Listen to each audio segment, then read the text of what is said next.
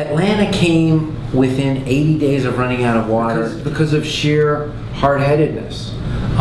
Atlanta gets all its water from a single reservoir, and they aren't in control of that reservoir, the federal government is.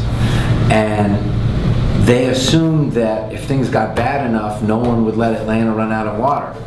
And we don't actually know what would have happened because it started to rain.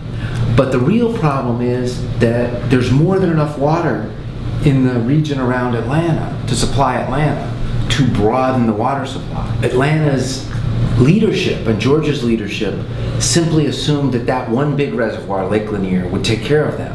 And they didn't broaden the sources.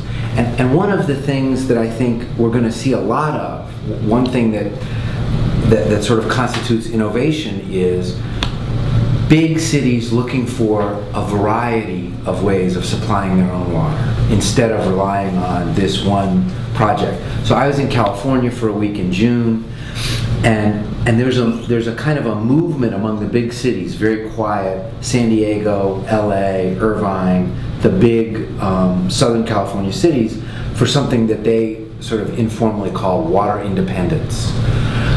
We don't want to be reliant on water from Northern California, which might have an earthquake, and we could be cut off in 45 seconds.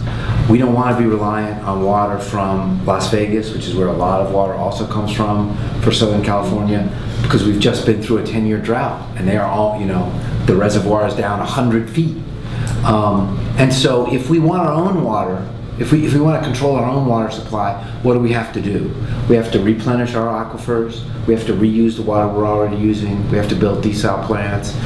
And if you've got a desal plant and a water purification plant for your own wastewater and an aquifer, and you're taking water from Las Vegas and from Northern California, if one bad thing happens, you may have a bad 6 months. Your water availability may be down 20%.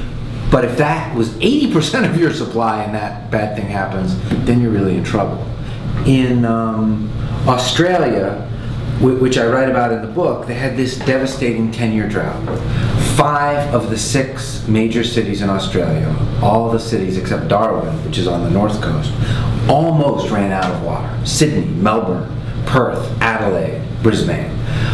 They've spent literally billions of dollars remaking their water infrastructure. The drought just ended in the last 6 months. It ended in what would be sort of a comic book amusing way, except people died. It rained so hard that they went straight from 150-year drought to all-time record flooding. People died in the streets of cities that I wrote about. They drowned in their cars in the middle of their cities because of the flash flooding. But what's interesting is they're in the middle of a conversation about how to distribute water between farmers and cities that started, a year ago when the drought looked like it would never end. And they haven't stopped having that conversation just because it rained, right? The people running water in Australia have said, we have to learn the lesson of the last 10 years. Americans tend to think, oh, the rain is back, right? Okay, everything's okay. Texas, in the United States, Texas is having the driest 9 months in recorded history.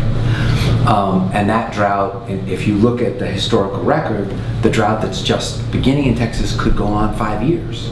If they have 5 years of the driest weather in the history of Texas, Dallas and Houston will be in serious trouble, and San Antonio and Austin.